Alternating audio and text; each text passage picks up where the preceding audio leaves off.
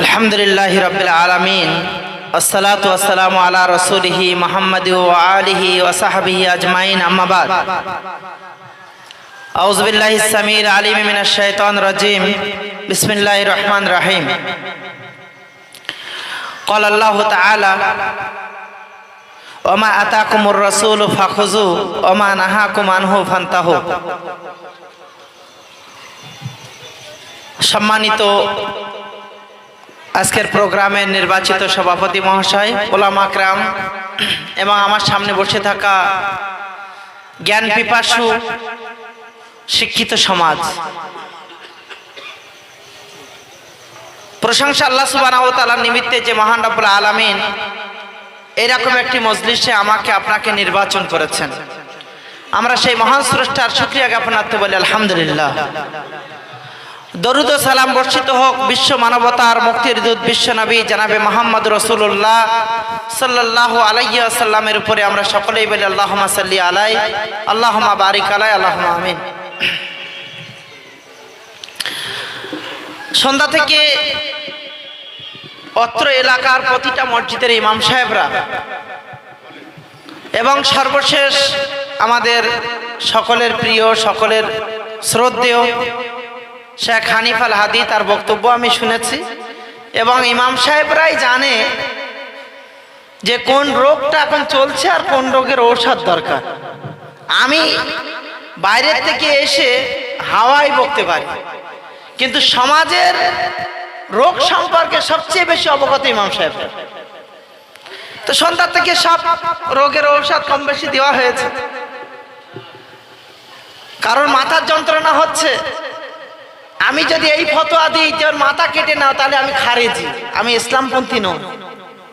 খারিজিদের আকীদা এটা যে কাবিরা গুনাহ করেছে তো ও ইসলাম থেকে বাইর হয়ে গিয়েছে, ওর হত্যা করে দাও, এটা খারিজিদের আকীদা।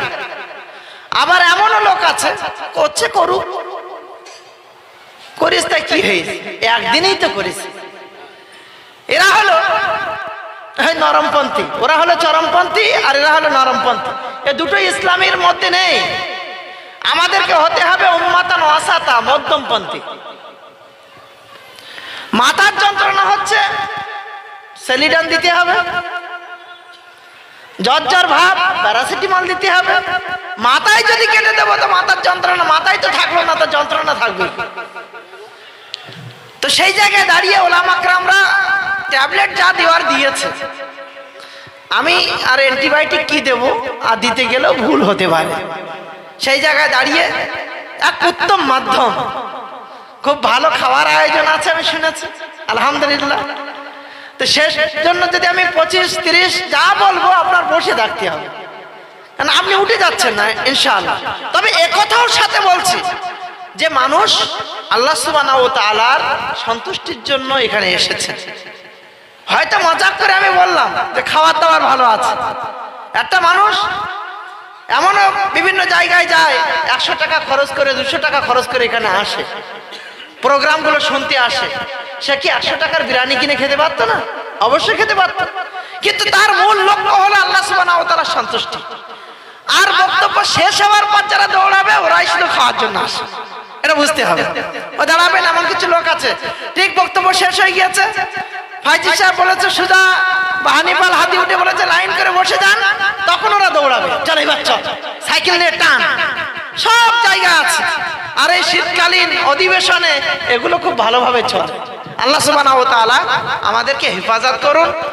আমরা যে উদ্দেশ্য দুনিয়ায় আল্লাহ পাঠিয়েছেন, সেই উদ্দেশ্যে যেন আমরা সফল হতে পারি, আল্লাহ তৌফিক দান করুন, আমিন। কয়েকটা জিজ্ঞাসা। সম্মানিত উপস্থিতি, আল্লাহ সুবহানাহু ওয়া তাআলা আমাদেরকে সৃষ্টি করেছেন না আমরা একলা একলাই দুনিয়াতে এসেছি? আল্লাহ সৃষ্টি করেছেন। আল্লাহ সুবহানাহু ওয়া তাআলা সৃষ্টি করেছেন, তার কারণটা কি, কি লক্ষ্য বলতে পারবেন? আল্লাহ সুবহানাহু ওয়া তাআলা পবিত্র কোরআন মাজিদে বলছেন, ওমা খালাকতুল জিন্না ওয়াল ইনসা ইল্লা লিয়াবুদুন, আমি মানব জাতিকে এবং জিন জাতিকে দুনিয়াতে পাঠিয়েছি শুধু আমার ইবাদতের জন্য, আমার ইবাদত করার জন্য। ইল্লা লিয়াবুদুন, এই শব্দের আরেকটা তরজমা আমি করে দিই, ইল্লা লিয়াবুদুন অর্থাৎ ইল্লা লিওয়াহিদুন, একত্ববাদ প্রতিষ্ঠা করার জন্য আল্লাহ আমাকে পাঠিয়েছেন। একত্ববাদ প্রতিষ্ঠা করার জন্য আল্লাহ আপনাকে পাঠিয়েছেন। আপনি একত্ববাদ প্রতিষ্ঠা করবেন, আল্লাহ সুবহানাহু ওয়া তাআলার সঙ্গে অংশীদারের কোনো জায়গা আপনার মাধ্যমে হবে না। যদি হয় তাহলে আপনার লা ইলাহা ইল্লাল্লাহ মিথ্যা, লা ইলাহা ইল্লাল্লাহ দাবিতে আপনি দাঁড়িয়ে থাকতে পারবেন না। কোন ব্যক্তি যদি লা ইলাহা ইল্লাল্লাহ স্বীকার করেছে তাহলে সেই ব্যক্তি তাওহীদ প্রতিষ্ঠা করবে, একত্ববাদ প্রতিষ্ঠা করবে, বহুত্ববাদ থেকে দূরে থাকবে, আল্লাহ সুবহানাহু ওয়া তাআলার সম্মানে কোন রকম কোন বিপরীত কাজ করবে না। আল্লাহ সুবহানাহু ওয়া তাআলা আমাকে সৃষ্টি করেছেন একত্ববাদ প্রতিষ্ঠার জন্য। আল্লাহ বলছেন ওয়াবুদুল্লাহ, আল্লাহর ইবাদত করো, ওয়ালা তুশরিকু বিহি শাইয়া, তার সঙ্গে কাউকে শরীক স্থাপন করো না। আল্লাহর সঙ্গে শরীক স্থাপনের অর্থ কি? আল্লাহকে বাদ দিয়ে কারোর সামনে গিয়ে মাথা নত করাটাই শুধু শরীকানা? আল্লাহর ভালোবাসার মতো যদি অন্য কাউকে ভালোবাসেন সেই ভালোবাসাটাও সঠিক নয়। আল্লাহ সুবহানাহু ওয়া তাআলার যে মর্যাদা, সেই মর্যাদার জায়গায় যদি অন্য কাউকে বসান সেটাও আল্লাহ সুবহানাহু ওয়া তাআলার সঙ্গে শরীকানা স্থাপনার মতো। আল্লাহ সুবহানাহু ওয়া তাআলার যে গুণবাচক নামগুলো আছে সেই নামের মর্যাদা যদি অন্য কাউকে দিয়ে দেন তাহলে আপনি তাওহীদ প্রতিষ্ঠা করলেন না, বরং তাওহীদকে নষ্ট করলেন। সম্মানিত উপস্থিতি, একটা দুটো উদাহরণ না দিলে বোঝা যাবে না। আল্লাহর একটা নাম হলো গফুর, আল্লাহর একটা নাম হলো হামিদ, আল্লাহ তাআলার একটা নাম হলো সবুর, আল্লাহ তাআলার একটা নাম হলো কাদির, আল্লাহ তাআলার একটা নাম হলো গানি। আল্লাহ সুবহানাহু ওয়া তাআলা যদি গফুর হন, তিনি ক্ষমাকারী। আমি পৃথিবীর কোন সৃষ্টিকে এক সেকেন্ডের জন্য মনে করব না সে ক্ষমা করতে পারে। মুহাম্মদুর রাসূলুল্লাহ সাল্লাল্লাহু আলাইহি ওয়াসাল্লামের আনুগত্য ছাড়া কোন মানুষ জান্নাতে যাবে না। মুহাম্মদুর রাসূলুল্লাহ সাল্লাল্লাহু আলাইহি ওয়াসাল্লামের আনুগত্য করা ফরজ। মুহাম্মদুর রাসূলুল্লাহর আদর্শকে ধারণ করতে হবে, কিন্তু একথা মনে রাখতে হবে মুহাম্মদুর রাসূলুল্লাহর কাছে যদি কেউ চায় যে আল্লাহ রাসূল তুমি আমাকে ক্ষমা করে দাও, তাহলে সে আল্লাহর সঙ্গে শরীক স্থাপন করলো। আল্লাহর নবীর কাছে চাওয়া যাবে না। আল্লাহর নবীর কাছে চাইলে সে ব্যক্তি তার পিছনের সমস্ত আমলকে বরবাদ করে দিল। এত বড় কথা। আপনারা জানেন যুগে যুগে কালে কালে আল্লাহ সুবহানাহু ওয়া তাআলা নবী এবং রাসূল পাঠিয়েছেন। আল্লাহ পবিত্র কোরআন মাজিদে বলছেন ওয়ালাকাদ বাসনা ফি কুল্লি উম্মাতিন রাসূলা আন ইবুদুল্লাহ ওয়াজতানিবুত তাগুত। আল্লাহ বলেন আমি প্রত্যেকটা গোত্রে নবী এবং রাসূল পাঠিয়েছি এই নির্দেশনা দিয়ে যে আল্লাহর ইবাদত করবে আর তাগুত থেকে মানুষকে সতর্ক করবে, তাগুত থেকে মানুষকে দূরে রাখবে। আল্লাহ প্রত্যেকটা গোত্রের রাসূল পাঠিয়েছেন। কতগুলো রাসূল পাঠিয়েছেন কেউ বলতে পারবেন? নবী বা রাসূলের সংখ্যা কত কেউ বলতে পারবেন? কত কত? 5টা, 6টা, 8টা, 10টা, কটা? 1,24,000। হাদিস সহি নয়, তবে আমি ধরে নিলাম 1 লক্ষের উপরে। 1 লক্ষের উপরে। ইবনে মাজার যে হাদিসটা বলা হয় 1,24,000, হাদিসের মান সহি নয়, তবে 1 লক্ষের অধিক নবী এবং রাসূল আল্লাহ পাঠিয়েছেন, এ ব্যাপারে কোনো সন্দেহ নেই। সম্মানিত উপস্থিতি, এই 1 লক্ষ নবী এবং রাসূলদের মধ্যে মাত্র 25 জন নবীর নাম আল্লাহ সুবহানাহু ওয়া তাআলা কোরআনে উল্লেখ করেছেন। কতজন নবী বললাম? 25 জন। এই 25 জন নবীর মধ্যে 18 জন নবীর নাম আল্লাহ সুবহানাহু ওয়া তাআলা সূরা আনআমে 83 থেকে 86 নম্বর আয়াতের মধ্যে উল্লেখ করেছেন। মাত্র 3টি আয়াতের মধ্যে। মোট কত নবীর নাম বললাম কোরআনে আছে? 25টা। তার মধ্যে 18 জন নবীর নাম 3টি আয়াতের মধ্যে আল্লাহ বলে দিলেন। বলছেন ওয়ালাউ আশরাকু, এই উল্লেখিত নবীরাও যদি আল্লাহর সঙ্গে শরীক স্থাপন করতেন তাহলে আমি আল্লাহ এদের আমলকে বরবাদ করে দিতাম। নবীরা যদি এ কাজ করতেন তাহলে আল্লাহ নবীদের আমলকে বরবাদ করে দিতেন। আমি আব্দুল হামিদ, আপনি যত মহান ব্যক্তি বলেন না কেন, আমরা কোন জমিন থেকে এসেছি আর কোথায় পড়ে আছি, নবীদের আমল যদি বরবাদ হয় তা আমাদের কি হবে? সর্বশেষ নবী জনাবে মুহাম্মদুর রাসূলুল্লাহ সাল্লাল্লাহু আলাইহি ওয়াসাল্লাম, তার ব্যাপারে আল্লাহ সুবহানাহু ওয়া তাআলা বলছেন লাইন আশরাকতা, হে নবী আপনি যদি শরীক স্থাপন করেন তা আপনার সমস্ত আমলকে বরবাদ করে দেওয়া হবে। নবী মুহাম্মদ রাসূলুল্লাহর আমল যদি বরবাদ হয়, আমি আর আপনি কোন ঘাটের পানি? আমরা টিকে থাকতে পারবো? সম্মানিত উপস্থিতি, শুধু একটা ভাষা আপনি মনে রাখুন। হানিফ ভাই খুব কঠিন করে বলেছেন, আমি আপনাকে শুধু একটা ভাষা মনে রাখার জন্য অনুরোধ জানাচ্ছি। কিছুদিনের মধ্যে আবার উচ্চ মাধ্যমিকের ফাইনাল সেমিস্টারের পরীক্ষা হবে, মাধ্যমিক পরীক্ষা হবে। এখন সেমিস্টার হয়েছে, প্রত্যেক সেমিস্টারে এখন সংবর্ধনা দিচ্ছে, রাজনীতির খেলা এগুলো। মাধ্যমিক পরীক্ষা হবে, উচ্চ মাধ্যমিক পরীক্ষা হবে। আপনার বাচ্চা যে বইটায় নাম্বার কম পাবে ওইটাই হলো ওর ফার্স্ট সাবজেক্ট। আগে কিন্তু এটা ছিল না, আগে ছিল বাধ্যতামূলকভাবে বাংলা ইংলিশে পাশ করতে হতো, আরো কিছু কিছু সাবজেক্ট বাধ্যতামূলক ছিল। আর এখন কি, যে সাবজেক্টটায় কম পাবে ওইটা ওর ফার্স্ট সাবজেক্ট। কি সহজ ব্যাপার। আমি শুধু একটা কথা বলছি, এই একটা কথা আপনার তাওহীদকে মানার জন্য, একত্ববাদ প্রতিষ্ঠার জন্য যথেষ্ট। মনে করেন আপনি জীবন বিজ্ঞানে 99 পেয়েছেন, বা জীবন বিজ্ঞানে 100 পেয়েছেন, ভৌত বিজ্ঞানে 100 পেয়েছেন, হিস্ট্রিতে 100 পেয়েছেন, লাইফ সায়েন্স, ফিজিক্যাল সায়েন্স, হিস্ট্রিতে 100, জিওগ্রাফিতেও 100 পেয়েছেন। এদিকে আপনি ম্যাথে 85 পেয়েছেন, বেঙ্গলিতে 85 পেয়েছেন। আপনার পার্সেন্টেজের হিসাব হবে, কিন্তু শরীয়তের পরিভাষায়, তাওহীদের পরিভাষায় যদি আমি আপনাকে বুঝাতে পারি তাহলে আমি আর সাকসেস, আর যদি বুঝাতে না পারি আমি ব্যর্থ। আপনার নামাজে আপনি 100 পেয়েছেন, আপনার রোজাতে আপনি 100 পেয়েছেন, আপনার যাকাতে আপনি 100 পেয়েছেন, আপনার হজ উমরাতে আপনি 100 পেয়েছেন, আপনার তাওহীদে আপনি 99 পেয়েছেন। আপনাকে জাহান্নামে যেতে হবে। কথা কি বোঝাতে পেরেছি? আমি কি কথা বোঝাতে পেরেছি আপনাদের? কথা বুঝতে পারেন? ইসলামের মূল ফাউন্ডেশন 5টি পিলারের উপর ইসলাম দাঁড়িয়ে আছে। আল্লাহর নবী জিবরিল আমিন এসে নবীর হাঁটুতে হাঁটু লাগালেন, হাঁটুতে হাঁটু লাগিয়ে নবীকে বলছেন, নবী ইসলাম কাকে বলে? আল্লাহর নবী বলছেন, এটা সাক্ষী দেওয়া কি আল্লাহ ছাড়া আর কোনো সত্য উপাস্য নেই, আর এটাও মানা, এটাও সাক্ষ্য প্রদান করা কি মুহাম্মদ রাসূলুল্লাহ আল্লাহর প্রেরিত দূত এবং তার বান্দা। দ্বিতীয় নাম্বার, অতুকিমাস সালাহ, নামাজ কায়েম করা, অতুতিয়াজ যাকাত, যাকাত আদায় করা, অতাসুমা রমাজান, রমাজান মাসে সিয়াম পালন করা। আর 5ম নাম্বার হলো বাইতুল্লাহর হজ, মানিস্তাতা ইলাইহি সাবিলা, যদি সেখানে যাওয়ার ক্ষমতা থাকে। এখন আপনি সালাত আদায় করেছেন, সালাতে 100-এর মধ্যে 100 পেয়েছেন। আপনি সিয়াম পালন করেছেন, সিয়ামে 100-এর মধ্যে 100 পেয়েছেন। আপনি হজ করেছেন, হজে 100-এর মধ্যে 100 পেয়েছেন। আপনি যাকাত দিয়েছেন, যাকাত 100-এর মধ্যে 100 পেয়েছেন। কিন্তু 1ম নাম্বার তাওহীদে আপনার নাম্বার একটু কমে গিয়েছে, এক্ষেত্রে আপনাকে জাহান্নামে যেতে হবে।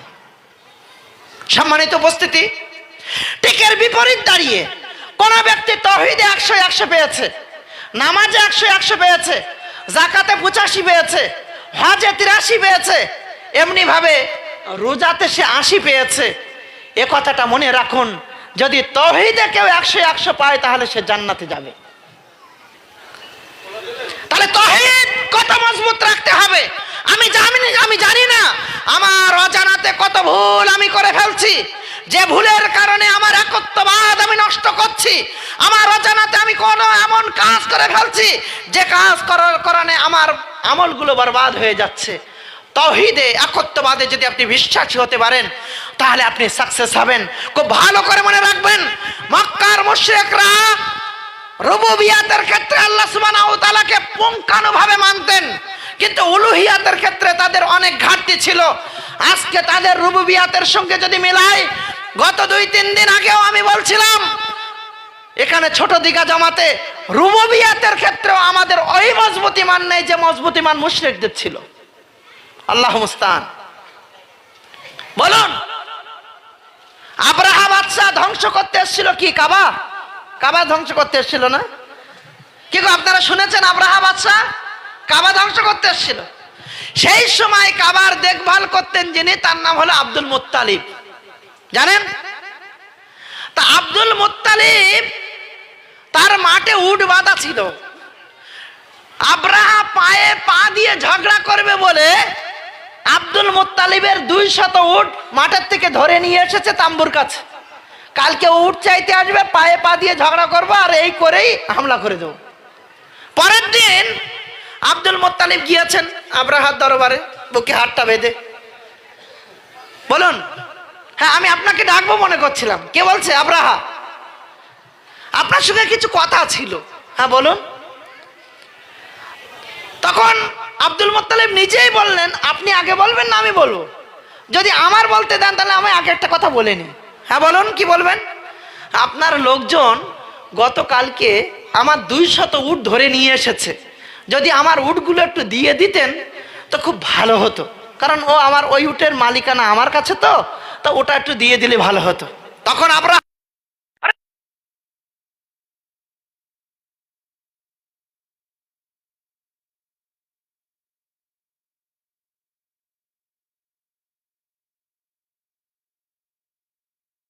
সত্যান্বেষী মানুষ, আমি এসছি কাবা ধ্বংস করতে, আর এ তার নিজের উটকে বাঁচানোর প্রচেষ্টায় ব্যস্ত। তখন আব্দুল মুত্তালিব বলছেন, শুনুন, আমি ওই উটগুলো চাইছি যে উটের মালিক আমি, আর যেটা আপনি ধ্বংস করতে এসেছেন সেই কাবার মালিক উপরে আছেন। আমার মালিকানার উটটা আপনি আমাকে দিয়ে দিন, আর যেটা আপনি ধ্বংস করতে এসেছেন তার মালিক উপরে আছেন, তার ঘর কিভাবে হেফাজত করতে হয় তিনিই দেখবেন।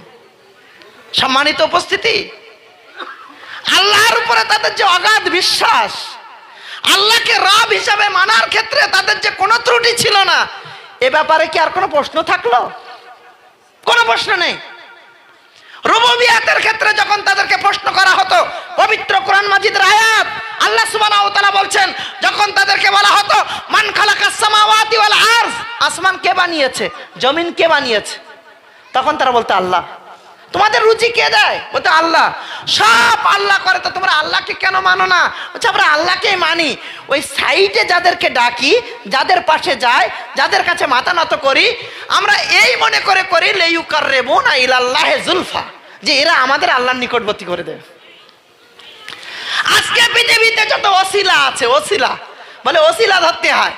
ডাইরেক্ট কি আর মমতা ব্যানার্জির কাছে যাওয়া যাবে? তার আগে তো নেতা গোতা ধরতে হবে, এমএলএ ধরতে হবে, এমপি ধরতে হবে, সচিবকে ধরতে হবে। নরেন্দ্র দামোদর দাস মোদির কাছে কি ডাইরেক্ট যেতে পারবে?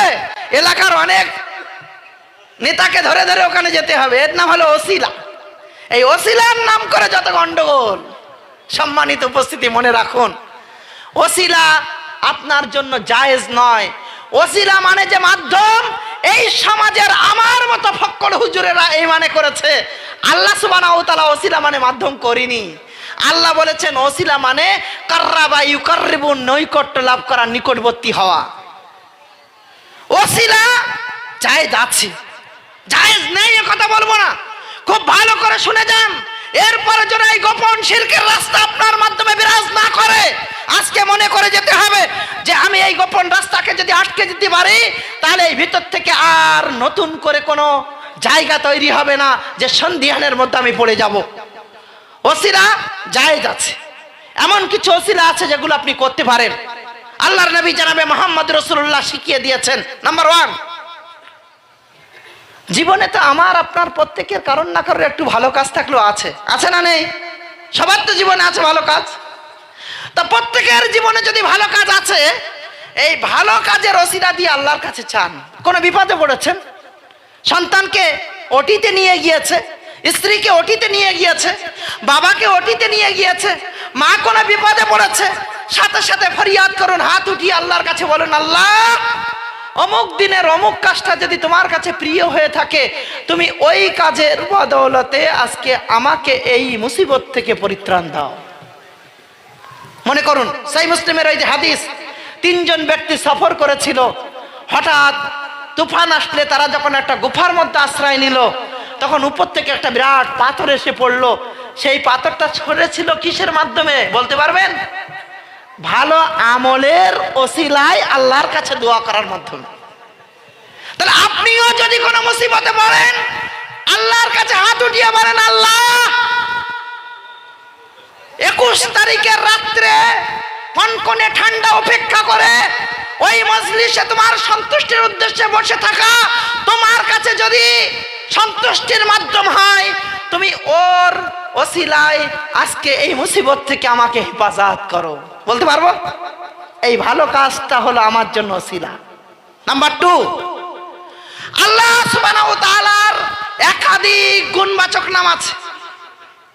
আল্লাহর একটা নাম রহমান, আল্লাহর একটি নাম রহিম, আল্লাহর একটি নাম গফুর, আল্লাহর একটি নাম সবুর, আল্লাহর একটি নাম হামিদ, আল্লাহর একটি নাম কাদির, আল্লাহর একটি নাম খালিল। এমনি ভাবে আল্লাহ সুবহানাহু ওয়া তাআলার গুণবাচক নাম নুরানি কায়দায় দেখবেন 99টা নাম আছে। তিরমিজির একটি হাদিস আছে, কেউ যদি আল্লাহ সুবহানাহু ওয়া তাআলার গুণবাচক নামগুলো মুখস্থ করে নেয় এবং সেটা বুঝে আমল করে, তাহলে সে জান্নাতে যাবে। কিন্তু অন্য হাদিসের মধ্যে আল্লাহ সুবহানাহু ওয়া তাআলার 99 এর অধিক নাম পাওয়া যায়। আল্লাহর গুণবাচক নামের ওসিলায় যদি আল্লাহর কাছে চাইতে পারেন, তাহলে আল্লাহ আপনার কথাকে শুনবেন। সব সময় আল্লাহ তুমি আমার এটা দাও, আল্লাহ তুমি আমার ওটা দাও, এটা না বলে একটু ঘুরিয়ে বলুন, ইয়া গফুর, গফুর মানে ক্ষমাকারী, ইয়া গফুর তুমি আমাকে ক্ষমা করে দাও। ইয়া হামিদ, হামিদ মানে প্রশংসার যোগ্য, ইয়া হামিদ তুমি আমাকে প্রশংসিত করো। কাদির, ইয়া কাদির মানে শক্তিশালী, ইয়া কাদির তুমি আমাকে শক্তি দাও। সবুর মানে ধৈর্যশীল, ইয়া সবুর তুমি আমাকে ধৈর্য দাও। ইয়া গনি তুমি আমাকে ধনী করো। এমনি ভাবে আল্লাহর যে গুণবাচক নাম, সেই নামের অর্থ দিয়ে সেই ওসিলায় আল্লাহর কাছে চাইলে আল্লাহ সুবহানাহু ওয়া তাআলা আপনার এই ওসিলাকে কবুল করবেন। ইনশাআল্লাহ করবো আমরা। কটা বললাম ওসিলা? কটা বললাম? কটা বলা হলো? ঘোড়ার ডিম শুনছে সব, 2টো বলা হলো। 3য় নাম্বার ওসিলা, এই সমাজের যারা নেককার পরেজগার মানুষ আছে, বড় আলেম আছে, তার কাছে গিয়ে আপনি দোয়া চাইতে পারেন। কোন পরেজগার তাহাজ্জুদ গুজার মানুষ, তার কাছে গিয়ে বলবেন, চাচাজি আপনি তো খুব পরেজগার মানুষ, আপনি একটু আমার জন্য দোয়া করবেন, আমার সন্তানের জন্য দোয়া করবেন। কোন আলেমের কাছে যাবেন, সেই আলেমের কাছে গিয়ে বলবেন, ভালো আলেম পরেজগার আলেম, গিয়ে বলবেন যে আপনি একটু আমার জন্য দোয়া করবেন। ঠিক আছে?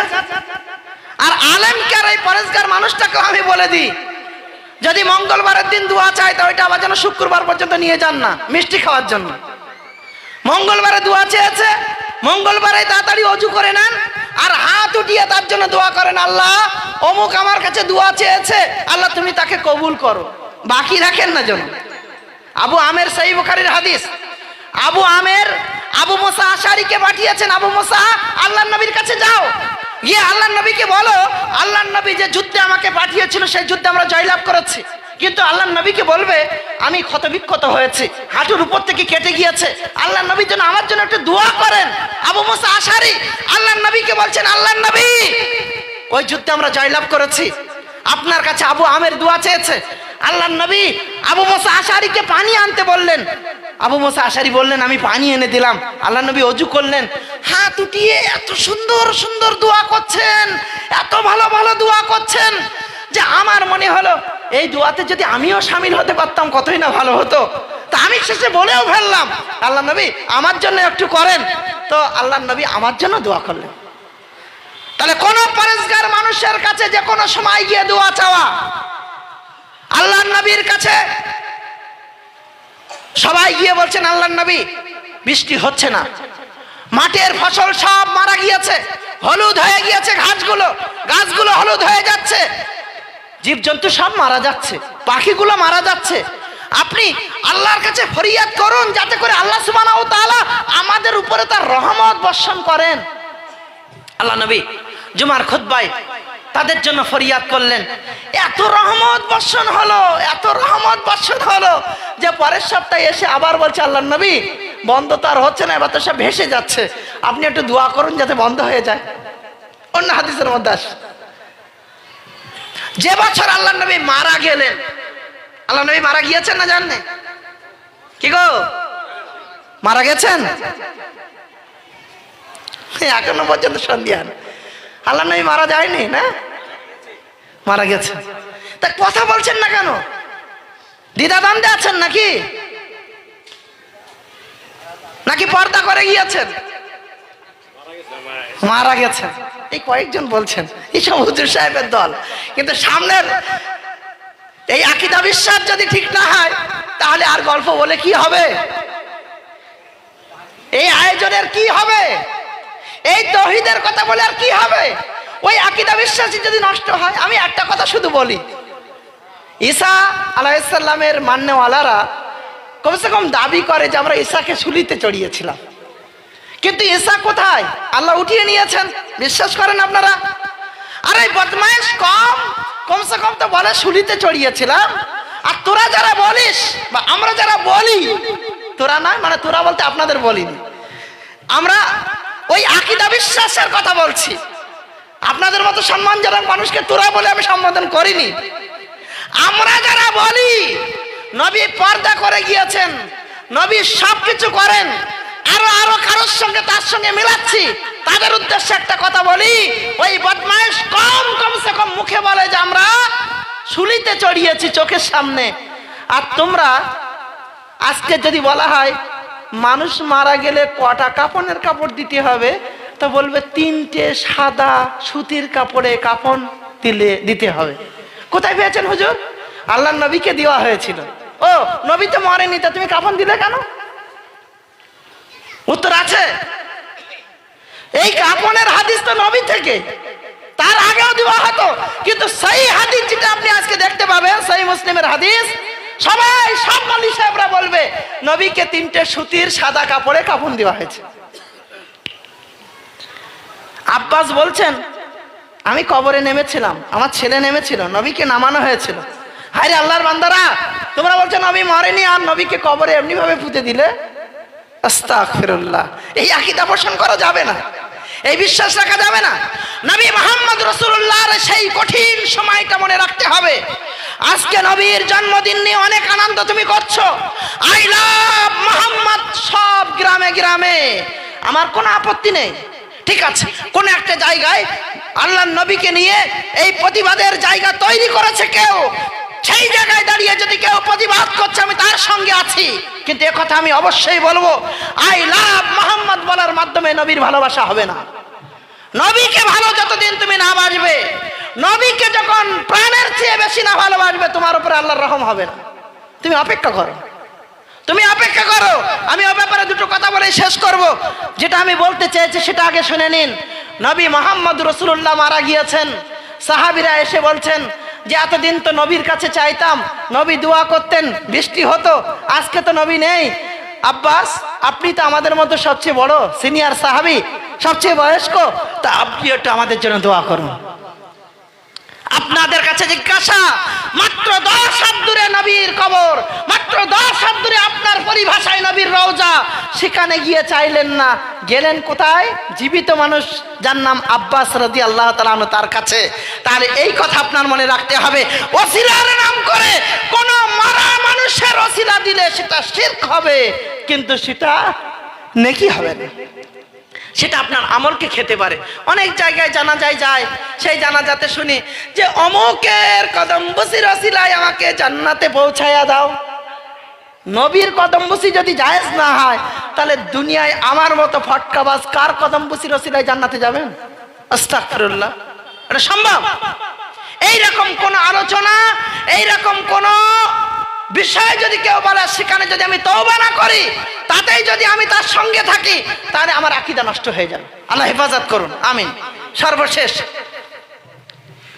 দুটি কথা এই প্রসঙ্গে। এক তো বললাম তাওহীদে মজবুত হন, আর দ্বিতীয় বলবো সুন্নাতে একটু মজবুত হতে হবে। ইনশাআল্লাহ সুন্নাতে মজবুত হবেন। কেমন? নবী বলেছেন সবচেয়ে পুরুষের সৌন্দর্য হলো দাড়ি।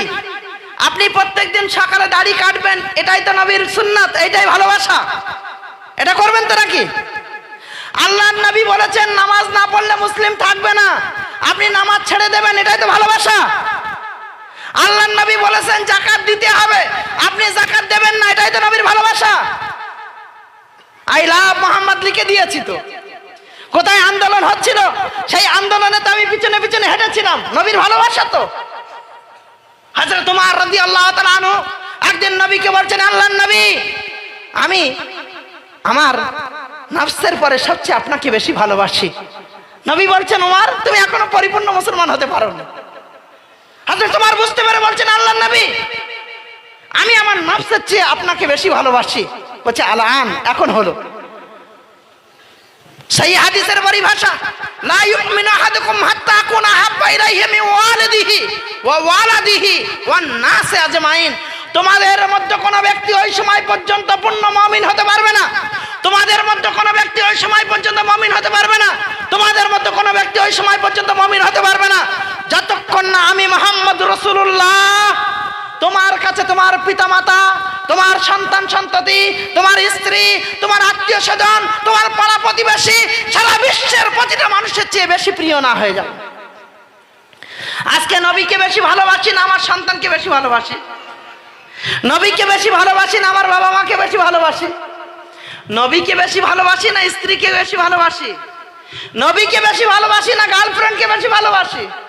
যদি নবীর চেয়ে একটু পরিমাণ কারোর প্রতি বেশি হয়ে যায়, আমি মুমিন নই। এর জন্য কি হুজুরের ফতোয়া দরকার? এর জন্য কি আলাদা ফতোয়া দিতে হবে?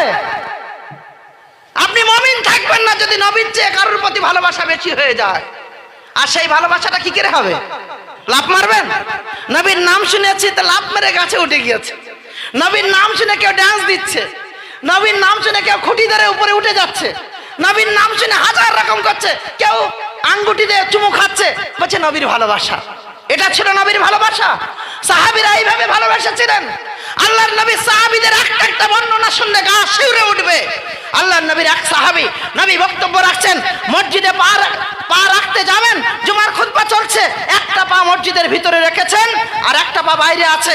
নবী বক্তব্য প্রসঙ্গে বলছেন, ইজলিস, বসো। সাহাবী ওখানে বসে পড়লেন। অন্যান্যরা জিজ্ঞাসা করছেন, তোমাকে তো কিছু বলিনি, তুমি কেন বসলে? বলছে, আমার নবী বসতে বলেছেন, আমি আর দ্বিতীয় পা উঠাতে পারি না। এটা হলো নবীর প্রতি ভালোবাসা। সম্মানিত উপস্থিতি, আল্লাহর নবী জনাবে মুহাম্মদ রাসূলুল্লাহ সাহাবীরা রাস্তা দিয়ে হাঁটতে হাঁটতে যাচ্ছেন। তিনজনের একটি দল যাচ্ছেন। একজন হঠাৎ একটা জায়গায় বসেছেন, বাকি দুইজন মনে করছেন মনে হয় ওর প্রয়োজন আছে, প্রস্রাব করার জন্য হয়তো বসেছে।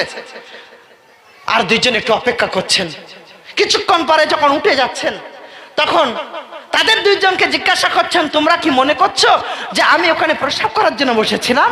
না, আমি মুহাম্মদ রাসূলুল্লাহকে এই রাস্তা দিয়ে চলতে চলতে একদিন ওখানে বসতে দেখেছিলাম, তাই বসেছিলাম। এটা হলো নবীর প্রতি সাহাবীদের ভালোবাসা। সম্মানিত উপস্থিতি, এই নমুনা যদি আপনি গণনা করতে থাকেন, রাত পার হয়ে যাবে, ঘন্টা ঘন্টা পার হয়ে যাবে, নবীর ভালোবাসা শেষ হবে না।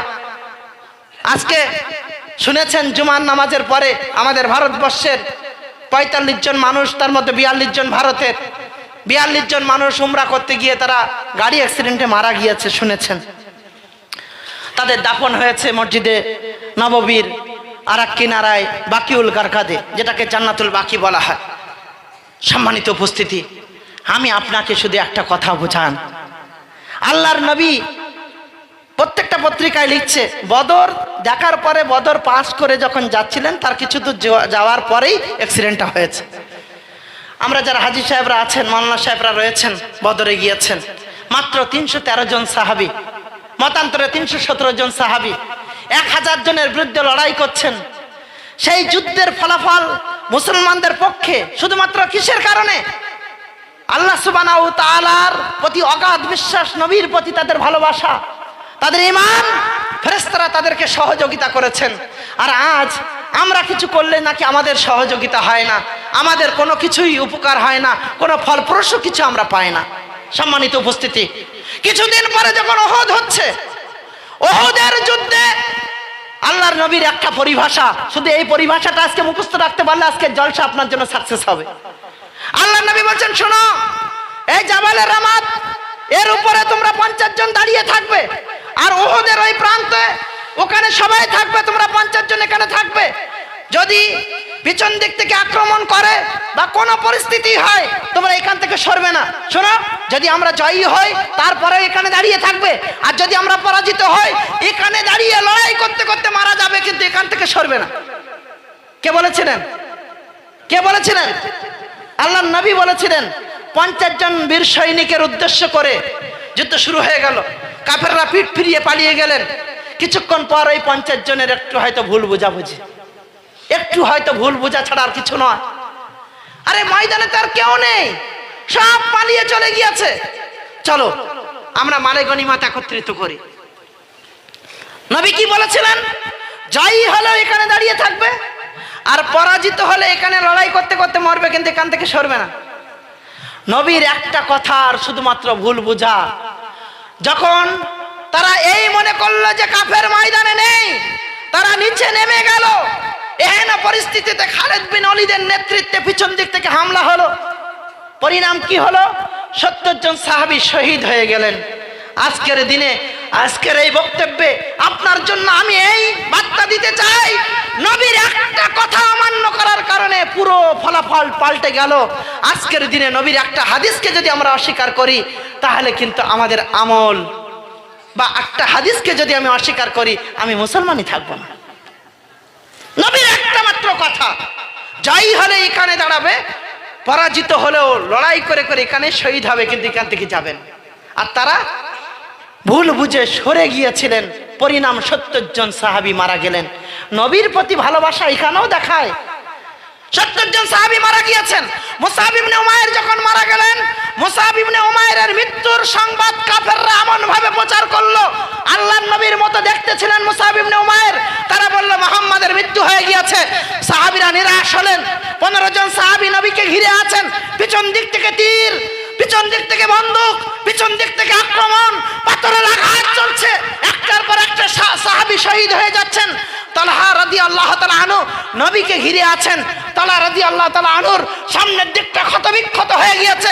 তালহা রাদিয়াল্লাহু তাআলা আনহুর এই ক্ষতবিক্ষত চেহারা দেখার পর নবী মাথা উঁচু করে একটু দেখার চেষ্টা করছিলেন। এহেন পরিস্থিতিতে দূর থেকে একটা পাথর এসে নবীর দাঁতে এসে লাগলো। আল্লাহর নবীর দাঁত শহীদ হয়ে গেল। তারপরেও তালহা রাদিয়াল্লাহু তাআলা আনহু বলছেন, আল্লাহর নবী, আমার সামনে ক্ষত বিক্ষত হলেও আমার পিছন দিকটা এখনো অক্ষত আছে, আপনি মাথা উঠাবেন না, আপনি মাথা উঠাবেন না। এই কথা বলতে বলতে নবীকে টেনে বাইরে নিয়ে চলে গেলেন। শুনে রাখুন, মুহাম্মদ রাসূলুল্লাহর পরিভাষা। আল্লাহর নবী তালহার বিষয়ে বলছেন, যদি কোনো জীবিত জান্নাতীকে দেখতে হয় তাহলে তালহাকে দেখে নাও। যদি ইতিহাস থেকে লক্ষ্য করেন, সেই সময় পর্যন্ত তালহা রাদিয়াল্লাহু তাআলা আনহুর 93টা তীরের আঘাত সামনের দিকটাই ক্ষতবিক্ষত করে দিয়েছিল। তারপরেও নবীকে বাঁচানোর জন্য নিজের সর্বোচ্চটা দিয়েছিলেন। এটা ছিল সাহাবীদের নবীর প্রতি ভালোবাসা। একজন নারী নবীর কথা শুনে ত্রাহি ত্রাহি করতে করতে দৌড়াচ্ছেন। সবার কাছে জিজ্ঞাসা করছেন, এখন তোমরা বলতে পারবে আমার নবী কেমন আছেন, আমার নবী কোথায় আছেন? একটা দলের কাছে গিয়ে ওই নারী যখন জিজ্ঞাসা করছেন, ওই নারীর প্রতি উত্তরে সেই বসে থাকা দলটি বলছেন, নবী কোথায় আছেন, নবী কেমন আছেন? এ কথা হয়তো আমরা বলতে পারবো না, হয়তো নয় আমরা বলতে পারবো না, তবে এ কথা শুনেছি, এই যুদ্ধে তোমার পিতা শহীদ হয়ে গিয়েছে। ওই নারী ওখানে স্তব্ধ হননি, আবার দৌড়াতে দৌড়াতে এগিয়ে যাচ্ছেন। আর একটু এগিয়ে যাওয়ার পর যখন আর একটা দলকে দেখলেন, সেখানে গিয়ে কাঁদতে কাঁদতে জিজ্ঞাসা করছেন, তোমরা কি জানো আমার নবী কেমন আছেন, আমার নবী কোথায় আছেন, আমার নবী কি অবস্থায় আছেন? তারা উত্তর দিয়ে বলছেন, শুনুন, আমরা জানি না নবী কোথায় আছেন, নবী কেমন আছেন, তবে এ কথা বলতে পারি যে তোমার বাবা শহীদ হয়েছেন, তোমার স্বামীও এই যুদ্ধে শহীদ হয়েছেন। ওই নারী নিজের পরিবারের 2 জনের শহীদ হওয়ার গল্প শোনার পরেও ক্ষান্ত হননি, আবার এগিয়ে গেলেন। আবার একটা দলকে দেখে যখন তাদের কাছে গিয়ে জিজ্ঞাসা করছেন, তোমরা কি বলতে পারো আমার নবী কেমন আছেন? তারা উত্তর দিয়ে বলছেন, জানি না নবী কেমন আছেন, নবী কোথায় আছেন, কিভাবে আছেন, তবে এ খবর আমাদের কাছে আছে, তোমার বাবা শহীদ হয়েছেন, তোমার স্বামী শহীদ হয়েছেন, তোমার সন্তান ওই যুদ্ধে শহীদ হয়েছেন। ওই নারী তারপরেও স্তব্ধ হলেন না। আর একটু আগে গিয়ে যখন শুনলেন আমার নবী সুস্থ আছেন, নবীর কথা শোনার পরে বলছেন, নবী আপনার কথা শোনার পর আমার পিছনের ক্ষত বিক্ষত সব মিটে গিয়েছে। আমি অত্যন্ত আনন্দে রয়েছি যে আমার সন্তান, আমার স্বামী, আমার পিতা আপনার খিদমতে শহীদ হয়ে তারা জান্নাতের অধিবাসী হয়েছেন। এটা হলো সাহাবিয়াদের নবীর প্রতি ভালোবাসা। আজকের দিনে এই সমাজের কাছে আমার জিজ্ঞাসা, নবীকে ভালোবাসার দাবি জানাচ্ছেন, নবীকে ভালোবাসার নাম করে বিভিন্ন কথা বলছেন, নবীকে ভালোবাসার নাম করে চুমু খাওয়ার ব্যবস্থাপনা করছেন, নবীর ভালোবাসার নাম করে রাস্তায় জুলুস বাইর করছেন, নবীর ভালোবাসার নাম করে ডেক বাজাচ্ছেন, এর নাম কি ভালোবাসা হতে পারে? সেদিন নবীর সাহাবীরা ময়দানে উপস্থিত ছিলেন, আজকে নবীর সাহাবীরা নেই, আজকে আমরা আছি, নবীর হাদিস বেঁচে আছে। আল্লাহর নবীর এই কথা, আল্লাহর নবী বলছেন, মান আহাব্বা সুন্নতি ফাকাদ আহাব্বানি ওয়া মান আহাব্বানি কানা মাইয়া ফিল জান্নাহ। যে আমার সুন্নাতকে আঁকড়ে ধরলো সে আমাকে ভালোবাসলো, আর যে আমাকে ভালোবাসলো সে জান্নাতে আমার সঙ্গে হবে। আমরা কি নবীকে ভালোবাসতে পেরেছি? সম্মানিত উপস্থিতি, মনে হয় আমি সময় বেশি নিয়ে ফেলছি। 9:30, 9:21 হয়েছে, 9 মিনিট আছে। শেষ আর একটা ওসিয়াত আমি আপনাদের করে যাব। সম্মানিত উপস্থিতি, শুনলাম বাড়িওয়ালা আকিকা নামকরণে সুন্দর মসজিদ সাজিয়েছেন, ধন্যবাদ, আল্লাহ হেফাজত করুন। প্রত্যেকটা বাবা, প্রত্যেকটা মা, আকিকা কি ছেলের আকিকা নাকি মেয়ে? মাশাআল্লাহ, সুবহানাল্লাহ। আমি তো তাকবীর দিতে পারি না, খুব আনন্দ হলো। কারণ মুশরিকিনে মক্কাকে যখন বলা হতো ওয়াইজা বুশিরা আহাদুহুম বিল উনসা জাল্লা ওয়াজহাহু, যখন তাদের কোনো মেয়ের সুসংবাদ দেওয়া হতো তাদের মুখটা কালো হয়ে যেত, তাই না? কালো হতো না? তা আলহামদুলিল্লাহ, আপনার মেয়ের খুশিতে আপনি এত বড় কাজ করেছেন, এটা তো অনেক আনন্দের খবর। আল্লাহ হেফাজত করুন, আমিন। আমি এই প্রত্যেকটা বাবার জন্য সন্তানের ব্যাপারে দুটো ওসিয়াত করে যাব। তার আগে, কোন বাবার যদি 3টে মেয়ে হয়েছে, শাশুড়িরা ভালো করে শুনুন আর বউয়েরা ভালো করে শুনুন। মেয়ে হওয়া এটা আপনার জন্য কল্যাণকর। মেয়ে সন্তান আল্লাহর পক্ষ থেকে নিয়ামত। এইটা যেদিন আপনি বুঝতে পারবেন, সেই দিন দেখবেন আপনার মধ্যে সুখ আর সুখ বিরাজ করছে। যদি 3টে মেয়ের জন্মদাতা হন, আপনি ছোটতে মারা গেলেও যদি এই গণনায় 3টে মেয়ের জন্মদাতা হন আপনি, সেই 3টে মেয়েকে বিবাহ দেওয়া পর্যন্ত যদি দায়িত্ব নিতে পারেন, আল্লাহ সুবহানাহু ওয়া তাআলা আপনার জন্য জান্নাতের ব্যবস্থা করবেন। শুনুন, একটা হাদিস আপনার জন্য যথেষ্ট। আমি সন্তানের হকের দুটো কথা বলার আগে এই হাদিসটা শুধু বলে নিচ্ছি। আল্লাহর নবী একটা মজলিসে সাহাবা کرامদের সম্মুখে বলছেন, কারোর যদি 3টে মেয়ে হয় আর সে যদি তার লালন পালন করে বিবাহ দিতে পারে, তার জন্য জান্নাত। হাদিস বর্ণনাকারী বলছেন, আর একজন সাহাবী দাঁড়িয়ে বলছেন, আল্লাহর নবী, কারোর যদি 2টো হয়? তা আল্লাহর নবী বলছেন, তার জন্য জান্নাত। হাদিস বর্ণনাকারী রাবী বলছে, আমার একটা ছিল, আমি লজ্জায় জিজ্ঞাসা করি, আমার একটা ছিল, আমি আর একটা জিজ্ঞাসা করি। এই কথা নবী বলছেন। অন্যদিকে একজন এত কান্না করছেন, এত কান্না করছেন, এত কান্না করছেন যে তাকে ধরে রাখা যাচ্ছে না। কান্না করতে করতে শরীর ঠক ঠক করে কাঁপছে। একটা মানুষ যখন অনেকক্ষণ ধরে কান্না করে কি হয়? সেই ফুসানো ফুসানো বলে না, ওই ব্যক্তিকে ধরে রাখা যাচ্ছে না। সাহাবীরা তাকে আটকানোর চেষ্টা করছেন। আল্লাহর নবী বলছেন, ওর মনের গরমটা বের করতে দাও, ওর দুঃখ বেদনাটা বের করতে দাও। সেই সাহাবীকে জিজ্ঞাসা করা হলো, পরবর্তীতে তুমি এত কাঁদছিলে কেন? তখন বলছেন, আল্লাহর নবী, আমার বাড়িতে একটা কন্যা সন্তান ছিল। মুশরিকরা ঘোষণা করে দিল, কারোর বাড়িতে কন্যা সন্তান রাখা যাবে না, কন্যা সন্তান রাখা যাবে না। আমি আমার এই মেয়েটাকে গোপনে বাড়িতে রেখে দিয়েছিলাম, কোনোদিন ইফতারে বাইরে যেতে দেয়নি। কিন্তু হঠাৎ আমার প্রতিবেশী কেউ একদিন জানালা দিয়ে, ছিদ্র দিয়ে আমার ওই বাচ্চার খবরটা পেয়ে যায়।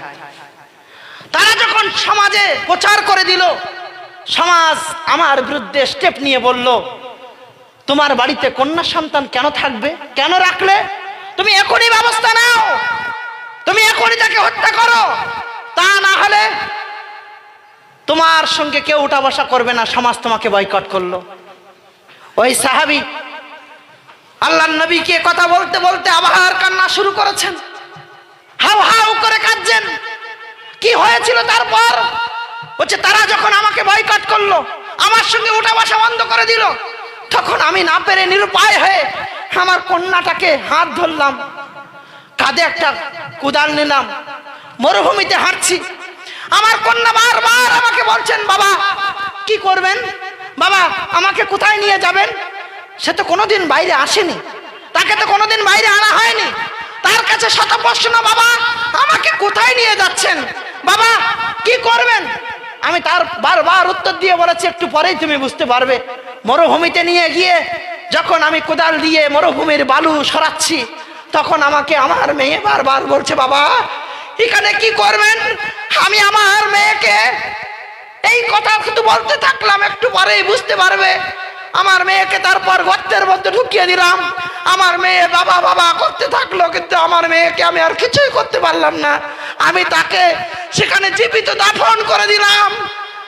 আর আজ নবী আপনি বলছেন 3টে কন্যা সন্তানের জন্মদাতা জান্নাতে যাবে, তাহলে আমার কি হবে? আমি আমার সন্তানকে তো দাফন করেছি। সম্মানিত উপস্থিতি, নবী তাকে সান্ত্বনা দিলেন এই বলে, ইসলাম আনার পূর্বে তুমি যা করেছো সেটাই, ইসলামটাই হলো তোমার জন্য ক্ষমা। আর আজকের বাবাদেরকে বলবো, যারা কালেমা লা ইলাহা ইল্লাল্লাহকে বিশ্বাস করেছে, যারা নিজেদেরকে ইমানদার বলে দাবি করে, তাদের বাড়িতে কোনো কন্যা সন্তান জন্মগ্রহণ করলে তাদেরও মুখ কালো হয়ে যায়। বড় আশ্চর্যের ব্যাপার, এই কালো তো মুশরিকদের হতো, কিন্তু আজ এই সমাজের মুসলমানদের কিভাবে কালো হচ্ছে এটাই তো বোঝা যায় না। তাহলে কি তারা মুশরিকদের আকীদাকে পছন্দ করেছে? মান তাশাব্বাহা বিকওমিন ফাহুয়া মিনহুম, যে গোত্রের আনুগত্য করলো সে তাদেরই অন্তর্ভুক্ত। এ ফতোয়ার জন্য মৌলভী সাহেব দরকার নেই, নিজের ইমানের কাছে হাত দিয়ে বলতে হবে যে আমি আমার ইমানের জায়গায় কতটা পরিভুক্ত। শাশুড়িদেরকে বলবো, 3টে কেন 5টাও যদি মেয়ে হয়, এটা আপনার বাড়ি, আপনার জন্য রহমত। এটাকে যদি আপনি বদকিসমতিতে দেখেন, তাহলে আপনার ইমানের কাছে, আকীদার কাছে আমার প্রশ্ন আছে। সম্মানিত উপস্থিতি, সন্তানের উপরে বাবা হিসাবে প্রত্যেকটা বাবার হক আছে। আমরা সবাই কম বেশি বাবা, তো এখানে আলহামদুলিল্লাহ সবাই বাবা। মোল্লা সাহেবরা শুধু ফতোয়া শোনান, সন্তান যদি বাবার না দেখে তাহলে সন্তান জাহান্নামে যাবে। শুনেছেন না? শুনেননি? আমরা বলি না কথা, বলি না এই ভাই জাহান্নামের ভয় দেখিয়েছি না দেখায়নি? দেখিয়েছি। আজকে আরেকটা দেখাবো, শুনুন, কোরআনের আয়াত একটা শুনে নিন, তারপরে গল্পে আসবো। গল্পে না, কোরআনের আয়াতেই। ওয়াকাদা রাব্বুকা আল্লা তা'বুদু ইল্লা ইয়াহু ওয়া বিল ওয়ালিদাইনি ইহসানা ইম্মা ইয়াবলুগান্না ইনদাকাল কিবারা আহাদুহুমা আও কিলাহুমা ফালা তাকুল লাহুমা উফ। আল্লাহ সুবহানাহু ওয়া তাআলা হুকুম প্রদান করছেন তার ইবাদতের পরে বাবা মাদের সঙ্গে ভালো ব্যবহার করো।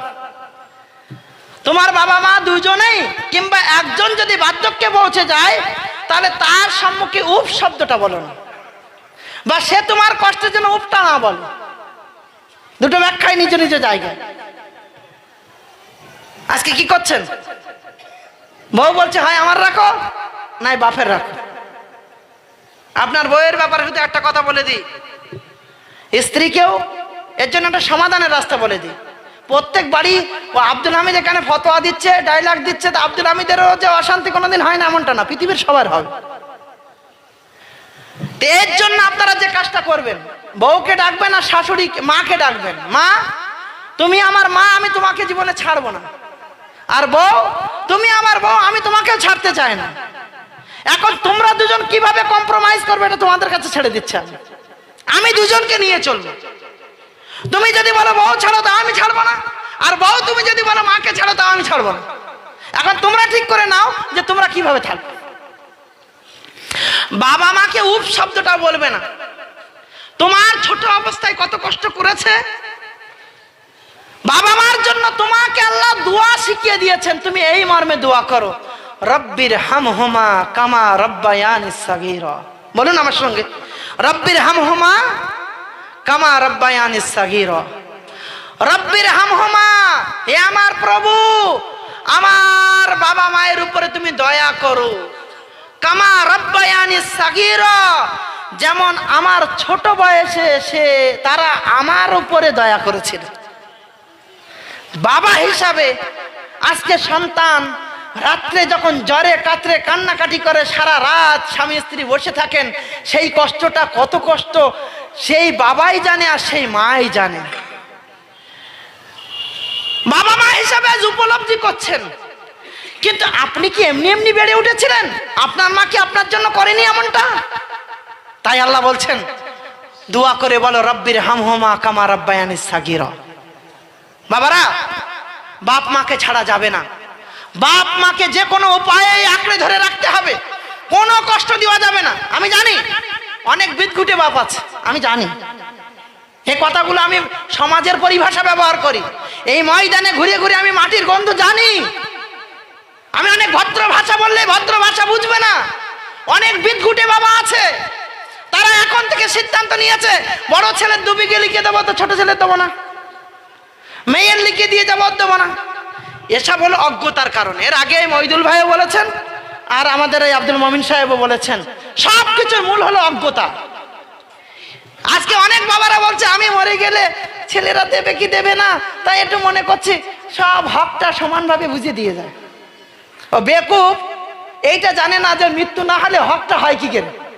আমার যদি মরণই হলো না, আমি যদি মারাই গেলাম না, তা আমার হক কোথায়? আমার হক থাকবে? আবার বলছে মরার আগে হক লিখে দেবো। বলছে মাওলানা সাহেব সব ঠিক করে দিয়েছে। কি করেছেন? বলছে ছেলের দিয়েছে 2 বিঘে, 2 ছেলের 2 বিঘে 4 বিঘে দিয়েছে, আর মেয়ের দিয়েছে 1 বিঘে। আচ্ছা, বিশাল ভালো কাজ করেছো তুমি তো এখনো মরনি, তো হক কোথার থেকে হলো? না, যে যেটা পাবে ওইটাই দিয়েছে। আচ্ছা এবারে শোনো, দুনিয়ায় বেঁচে থাকতে যদি কিছু লিখে দিতে চাও তাহলে ভালো করে শোনো। দুনিয়ায় বেঁচে থাকতে যদি কিছু লিখে দিতে চাও, ছেলের যা দেবে মেয়েরও তাই দিতে হবে। দেখি কত বড় বাহাদুর আছো, দাও এবার। ছেলের যদি 2 বিঘে দিয়েছে তাহলে মেয়েকেও 2 বিঘে দিতে হবে। কোন মুফতি সাহেব আছে এই ফতোয়া কাটবে? আসো।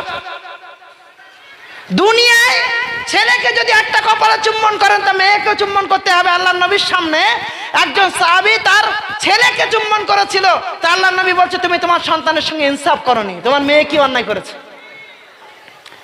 তাহলে দুনিয়াতে যদি কিছু দিতে হয় সবাইকে সমান সমান দিতে হবে। হক, আপনি না মারা গেলে হক হবে না। আপনি মারা যাবেন, প্রথম আপনার মাল দিয়ে আপনার কাফন হবে, তারপরে আপনার ঋণ পরিশোধ হবে, তারপরে আপনার ওসিয়াতের পরিশুদ্ধ হতে হবে, তারপরে যদি থাকে তাহলে হক হবে, তা না হলে হবে না। সম্মানিত উপস্থিতি, এবারে আপনার কাছে আসি।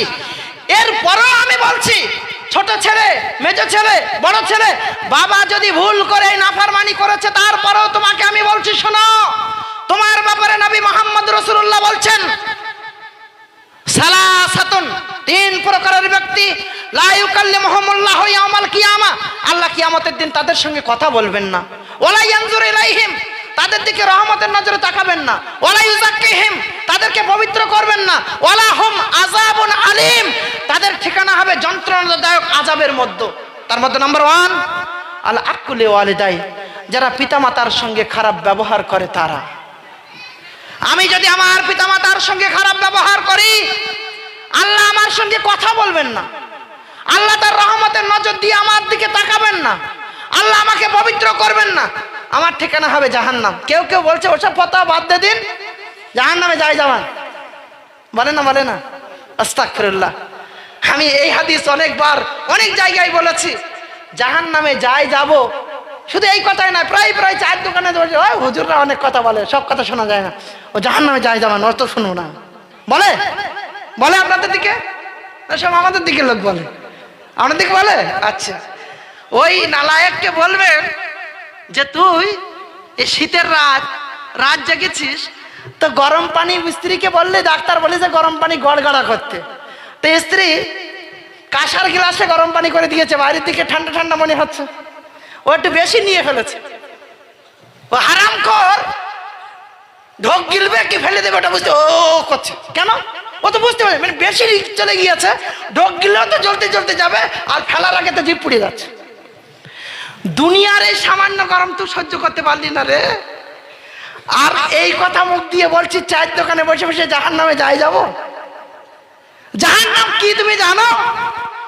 একদিন এইরকম ভাবে আল্লাহর নবী বসে বক্তব্য দিচ্ছিলেন, এইভাবে হঠাৎ এক বিকট আওয়াজ, নবী জিজ্ঞাসা করছেন সাহাবীরা তোমরা কি কোনো আওয়াজ শুনতে পেয়েছো? সাহাবীরা বলছেন আল্লাহ নবী এত বিকট আওয়াজ শুনলাম। নবী বলছেন তোমরা কি জানো ওটা কিসের আওয়াজ? তো হচ্ছে আল্লাহ আর রাসূল আলাম, আল্লাহ তার রসুল ভালো জানেন, আমরা তো জানি না। তখন আল্লাহ নবী বলছে শোনো, আজ থেকে 70 বছর আগে জাহান্নামের উপর থেকে একটা পাথর ফেলা হয়েছিল, সেই পাথরটি আজকে তার নিচে গিয়ে পড়েছে। কত বছর আগে? আবার বলেন আমার সঙ্গে, কত বছর আগে? 70 বছর আগে। যে বাড়িটা আমার বসানো হয়েছিল একতলা বাড়ি, একটা পাথর উঠাও আর ছাদের উপর থেকে ফেলো, কত বছর লাগে এসে আমাকে একটু বলো। এই ছাদের উপর থেকে পাথর ফেলতে কত বছর লাগবে? 1 সেকেন্ড। জাহান্নামে ওই পাথরটা পড়তে কত বছর লেগেছিল? হুজুর জাহান্নামে পড়তেই যদি 70 বছর লাগে, তুমি বলো কিভাবে জাহান্নামে যাই যাব? তোমার মতো ঘামড় জন্য দুনিয়ার একটা দিন না, তোমার অজ্ঞতা তোমাকে কোথায় পৌঁছে দিয়েছে তুমি বুঝতে পারছো? আল্লাহ হেফাজত করো। শেষ কথা, এই বাড়িওয়ালার জন্য নয়, সমস্ত ভাইদের জন্য। বাড়িওয়ালা যেভাবে সাজিয়েছেন সেইভাবে আপনার জন্য কথা। আপনার সন্তানের উপরে কিছু হক যদি আপনি পালন না করেন, সন্তান আপনার জন্য হয় জান্নাত হবে, না হয় জাহান্নাম হবে। আপনার সন্তানের প্রথম হক হলো একটা ভালো স্ত্রী দেখে বিবাহ করতে হবে। ওই যে বাচ্চা হয়নি তা হক কি করে হলো? প্রথম হক এটা যে যেটা মেয়ে দেখে পছন্দ করবেন সেই মেয়েটা যেন দিনদার হয়। ওইটা যদি ভালো না হয় তা হক সব শেষ। ওই যে তুনকাহুল মারাতুল আরবাইন লে মালেহা ওয়ালে জামালেহা ওয়ালে হাসাবেহা ওয়ালে দীনেহা ফাসফার বেজাতির দিন। তোমরা সাধারণত বিয়ে করে থাকো 4টি জিনিস দেখে, মাল দেখে। হ্যাঁ, কেউ তো অস্বীকার করবে না। বলছে ওর বাপের একটা মেয়ে, ওইটা করতে পারলে সব আমার হবে। হ্যাঁ, আল্লাহর নবী করেছিলেন খাদিজাকে বিয়ে ওই মাল ধন সম্পদ ইসলাম প্রতিষ্ঠার জন্য। আপনি যদি মাল দেখে করতে চান, উদ্দেশ্য যদি ইসলাম হয় তাহলে ঠিক আছে, না হলে হারাম। ওয়ালে জামালেহা, কিচ্ছু দেখতে হবে না, চামড়া পরিষ্কার হলেই হলো। ও কোথার থেকে বেরিয়ে এসছে হারিয়ে এসছে কিছু দেখার দরকার নেই, শুধু চামড়া। কোনো বাবা আমাকে বলে না কথা, মানে ফাইজি সাহেব একটা মেয়ে হবে, তাই হ্যাঁ দেখছি ইনশাল্লাহ চেষ্টা করো। আমার কোনো দাবি দাবা নেই, শুধু মেয়েটা যেন একটু ফাইন দেখতে হয়, শুধু মেয়েটা দেখতে ভালো হলেই হবে। এই জন্য আল্লাহ বলছেন, আল্লাহ রসুল বলছেন আলে হাসাবিহা, তারা হাসাব নাসাব দেখো। আগের দিনে এটা দেখা হতো, হাসাব নাসাব, তার বাবা কেমন, তার দাদু কেমন, তার নানা কেমন, তার পরিবার কেমন। এই হাসাব নাসাব যদি না দেখে করেন তাহলে তো চৌকি দিয়ে আর কাল হবে না। তালা মেরে গেলেও ঘটনা অঘটন ঘটবে। সরিষার মধ্যেই ভূত, পরকিয়া ঘরে ঘরে, কোনো চিন্তন নেই। মা যদি ওরকম ছিল তো মেয়ে তো হবে। আল্লাহ নবী বলছেন তাজাওয়াজুল উদুদ আল অলুদ, বিয়ে করো যে ভালোবাসে তাকে, যে বেশি বেশি সন্তান জন্ম দেয় তাকে। ভালোবাসবে কিনা, সন্তান জন্ম দেবে কিনা বুঝবো কি করে? লিফটকে দাও, আস্তাগফিরুল্লাহ, না, তার মাকে দেখো, তার নানিকে দেখো। এটাই হলো হাসাব নাসাব। আরে হাসাব নাসাব আজকে সমাজ দেখছে না বলে যত সব গন্ডগোল। ওই যে 1টা 2টো 3টে 4টে হয়েই যাচ্ছে, কোনো গল্প নেই। ওই যে একটা বউ কি থাকছে না, তো থাকবে কি করে? তুমি তো দেখেছো চামড়া পরিষ্কার। ওয়ালে দীনেহা, শোনো, তুমি দিনদারি দেখো। ফাসফার বেজাতির দিন, দিনদারিকে যদি অগ্রাধিকার দাও তুমি সফল হবে, আর যদি দিনদারিকে অগ্রাধিকার না দাও তোমার হাত মাটির সঙ্গে মিশে যাও। দিনদারি। আজকে এই বাড়িওয়ালা বা এখানে যারা আছেন, আপনাদের যদি কারোর বাড়িতে 7.5 ভরি সোনা আছে, তা সেই সোনাটা কি দালানে ফেলে রাখেন? না না, জাকাত দেওয়ার কথা আমি বলিনি, আমি জাকাত নিতেও আসিনি আর চাইতেও আসিনি। আমি আপনাদের বলতে আসি, যার টাকা আছে 2 লাখ টাকা বাড়িতে আছে, আপনারা ঘরের মধ্যে থাকেন আর 2 লাখ টাকার বান্ডেলটা বাইরে রাখেন না ভিতরে রাখেন? সবাই ভিতরে রাখেন। সোনা দানা কি ভিতরে রাখেন? হিরে মতি কি ভিতরে রাখেন? রাখেন। আল্লাহ বলছেন আর দুনিয়া কুল্লুহা মাতাউন ও খায়রু মাতাইদ দুনিয়া আল মারাতুস সালিহা, দুনিয়াটাই সবটাই ভোগ বস্তু, আর দুনিয়ার সবচেয়ে উত্তম সম্পদ হলো একটা নেককার মহিলা। তাহলে সেই নেককার মহিলা যদি সবচেয়ে বড় সম্পদ হয়, টাকাটা ঘরে লুকিয়ে রাখেন, সোনা দানাটা লুকিয়ে রাখেন, আর নিজের ওই সম্পদ, সবচেয়ে উত্তম সম্পদ, পৃথিবীর সর্বশ্রেষ্ঠ সম্পদ, তাকে মেকআপ করে পরকে দেখানোর জন্য কি জন্য নিয়ে যান? কি আশ্চর্যজনক সমাজ! আল্লাহ নবী বলছেন তোমরা দোয়া করো এই মর্মে আল্লাহর কাছে, রব্বানা হাবলানা মিন আজওয়াজিনা ওয়া যুররিয়াতিনা কুররাতা আয়ুনি ওয়াজআলনা লিল মুত্তাকিনা ইমামা। আমার সন্তান, আমার স্ত্রী, আমার চোখকে শীতলকারী বানিয়ে দাও, আমার সন্তান আমার চোখকে শীতল করবে কি, আমার স্ত্রী আমার চোখকে শীতল করবে কি, সে সারা পাড়ার মধ্যে লোকদের চোখকে শীতল করছে, ফেসবুকে স্ট্যাটাস দিচ্ছে, বলছে ও ফাইন দেখতে তো, হেভি দেখতে তো, অমুক এই করেছে তমুক, মানে সারা চোখকে শীতল করছে। এটা কি হক? কথা বেশি হয়ে যাচ্ছে, খারাপ হয়ে যাচ্ছে, কিন্তু বাস্তবে সমাজ। হয়তো এই কথা বলবেন আব্দুল হামিদের ভাষায় এরকম, জানতাম না তো, আমার ভাষা এরকম নয়।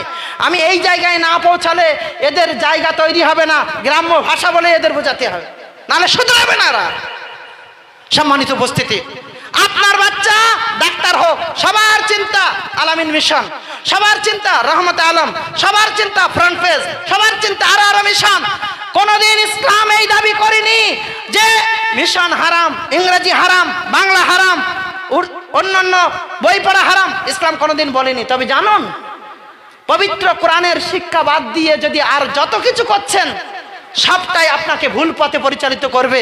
আমি বলিনি ঘোড়ারাস মাদ্রাসায়, আন্দোলপোতা মাদ্রাসায় 12 বছর ধরে আবার ভর্তি করুন, এটা বলিনি। আমি বলছি ইসলামের ন্যূনতম শিক্ষাটা দেওয়ার পরে ডাক্তার করুন। ইসলামের ন্যূনতম শিক্ষা যেন প্রত্যেকটা বাড়িতে থাকে, প্রত্যেকটা সমাজে থাকে। আমি ভাইয়ের একটা কথা শুনছিলাম, আল কোরআন হুজ্জাতুল লাক ওয়া আলাইক, কোরআন হয় তোমার পক্ষে সাক্ষী দেবে না তোমার বিপক্ষে সাক্ষী দেবে। কয়জন কোরআন পড়তে পারেন? ঘাবড়ানোর দরকার নেই, আমি শেষ করব, দুটো একটা উত্তর দেন, এটা আমারও ভালো লাগুক। কয়জন কোরআন পড়তে পারেন? হাত উঁচু করেন তো, আমি বেশি কম বলবো না, কিছু বলবো না, করেন হাত উঁচু। কয়জন? 1 2 3 4 5 6 7 8 করেন। আরে আল্লাহর বান্দারা, 200 জনে 8 জন, চলেন 50টা ধরে নিলাম। বাকি ওমান আরাযা আন যিকরি ফাইন্না লাহু মাঈশাতান যানকা, যারা কোরআন থেকে মুখ ফিরিয়ে নিয়েছে, আল্লাহ তার দুনিয়ার জীবনকে সংকীর্ণ করে দেবে। প্রফেসর সাহেব বলছেন অনেক ইনকাম, কিন্তু বাড়ি অশান্তি কাটছেন না, যেদিকে যাচ্ছি যেদিকে হাত দিচ্ছি শুধু মনে হচ্ছে সংকীর্ণ আর সংকীর্ণ। আল্লাহ বলেছেন, আমি নয়, যারা আল্লাহর জিকির কোরআন থেকে মুখ ঘুরিয়ে নেবে, আল্লাহ তার দুনিয়ার জীবনকে সংকীর্ণ করবে। আরে দুনিয়ায় সংকীর্ণ হলে তাও হতো, আল্লাহ বলছে নাহাশুরুহু ইয়াউমাল কিয়ামাতি আমা, কিয়ামতের দিন তাকে অন্ধ করে ওঠানো হবে, কিয়ামতের দিন তাকে অন্ধ করে ওঠানো হবে। কিয়ামতের দিন অন্ধ হয়ে উঠে ভালো জায়গায় থাকবেন? আল্লাহ মুস্তাআন।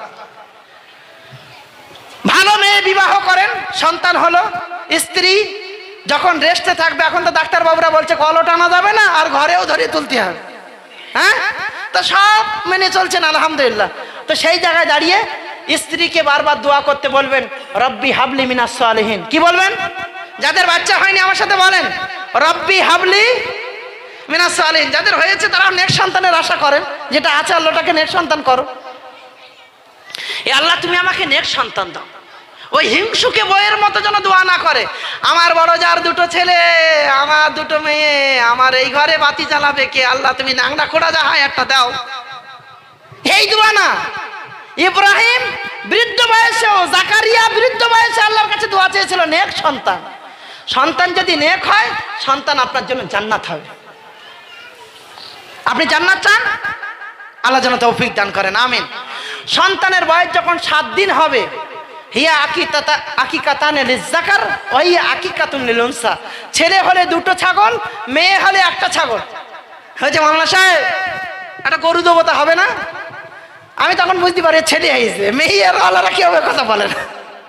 তা জায়েজ তো নিজের জায়গায়, ওটা নিয়ে কিরকল নেই, কিন্তু আল্লাহ নবী সাল্লাল্লাহু আলাইহি ওয়াসাল্লামের জামানায় এগুলো থাকতেও সবচেয়ে বেশি রয়াত বর্ণিত হয়েছে যেগুলো ছাগল দিয়ে। তাহলে ছেলে হলে 2টো, মেয়ে হলে 1টা। যদি না পাচ্ছেন, আপনার ক্ষমতা নেই, আপনি 1টা দিতে পাচ্ছেন, কোনো কথা জিজ্ঞাসা করতে হবে না। আল্লাহ কোরআনে বলছেন, লা ইউকাল্লিফুল্লাহু নাফসান ইল্লা উসাহা। তোমার যদি ক্ষমতা না থাকে, আল্লাহ তোমার উপরে চাপান না, তুমি 1টা দিয়েই করো, তাও তোমার ক্ষমতা নেই, তোমার দিতে হবে না।